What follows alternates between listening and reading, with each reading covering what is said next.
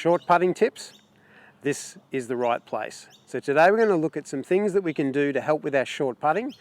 And one thing that I've learned in the last 33 years of coaching and the last 50 years of playing golf is that if we can hold more short putts, we enjoy golf more and our score gets lower. So if you're interested in this, stay tuned.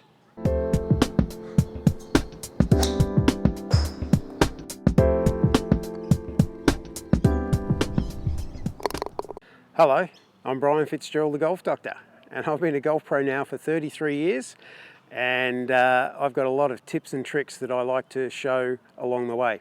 If you're new to this channel, welcome. If you want to be kept up to date and not miss anything, you can subscribe and hit the bell icon to make sure you get notified of all the tips. So today we're going to look at short putting tips.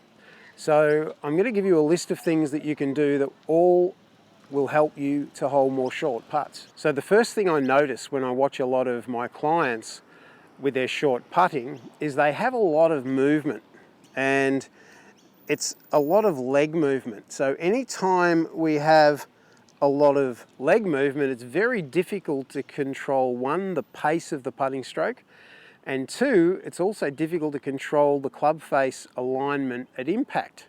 So we want to keep leg movement to a minimum.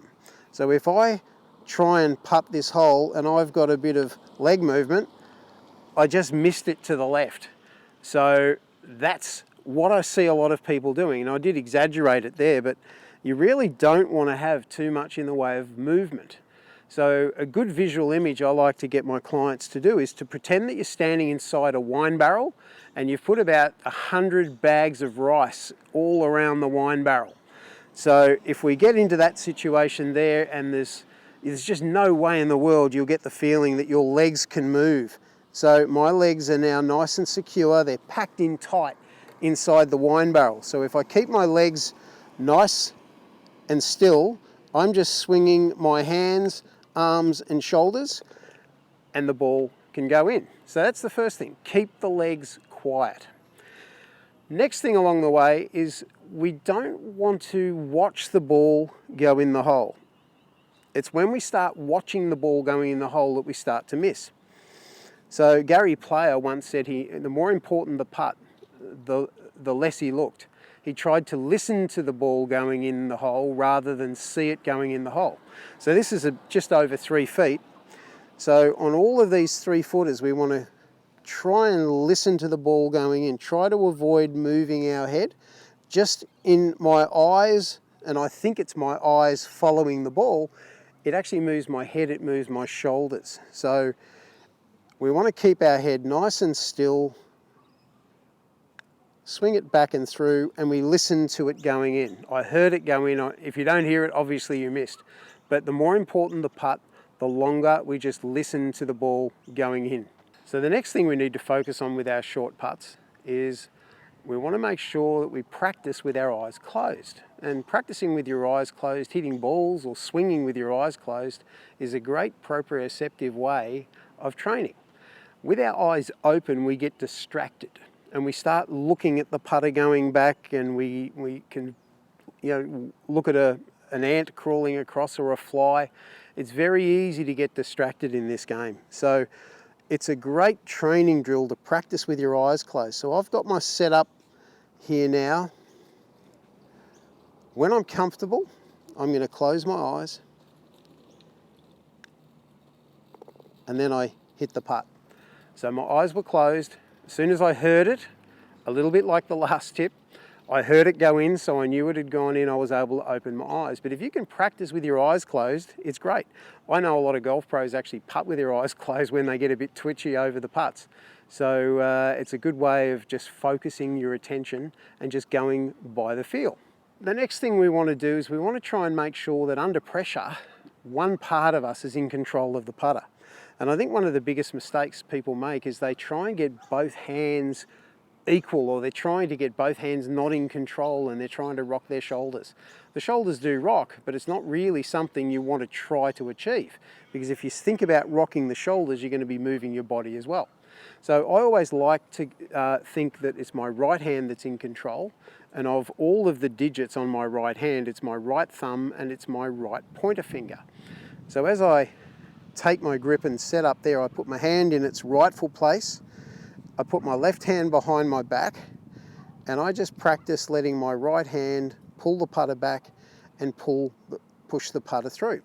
It might be that you find it better with your left hand, and it doesn't have to be one or the other. You just need to find out what's best for you. Over all of my practice, I feel that my right hand is better, but I have other people that I know that putt with their left hand. So you just need to work out which is better for you. So we stand here, we get our hand in our right position, put the left hand behind the back, and then we putt. So it wasn't the smoothest of putting strokes, but the beauty of this is with your right hand only, your brain will find a way to square up the putter face at impact. And you'll see it wobble, it won't look fantastic, but you'll find it much easier to square that putter face up at impact, which is going to help you to hit a lot more putts.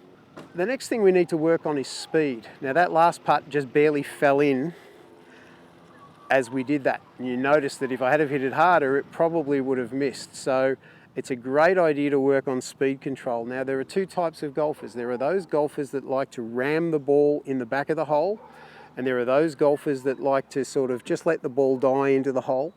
And when I picture it, I must admit I've tried banging it in the hole, and it works some of the time for me, but I don't like it when I hit the lip and it horseshoes out. So I'm more conservative by nature with that. So I like to see the ball going in at the right speed. So the mental picture that I have is that when the ball goes in the hole, it goes in and it sits on top of the hole where the flagstick goes. I really don't want to watch the ball hit the back of the cup.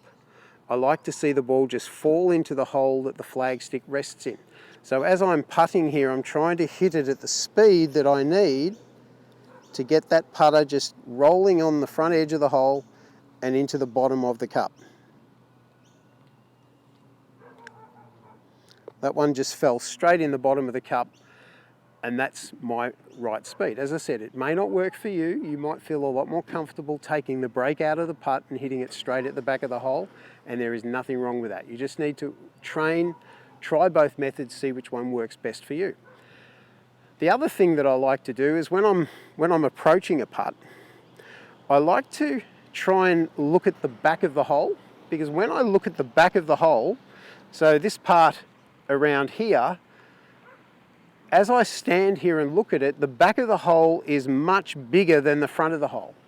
The problem with the front of the hole is it's a bit smaller. Now it's actually the same size, but just my perspective from this angle is I can see a lot more of the back of the hole than a lot more of the front of the hole. So as I'm standing over the putt, I'm really looking at the widest part of the hole that I can.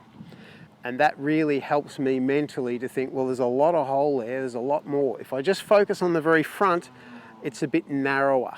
So, start looking toward the back of the hole, and I think you're going to start holding more putts. And the next tip is quiet eye.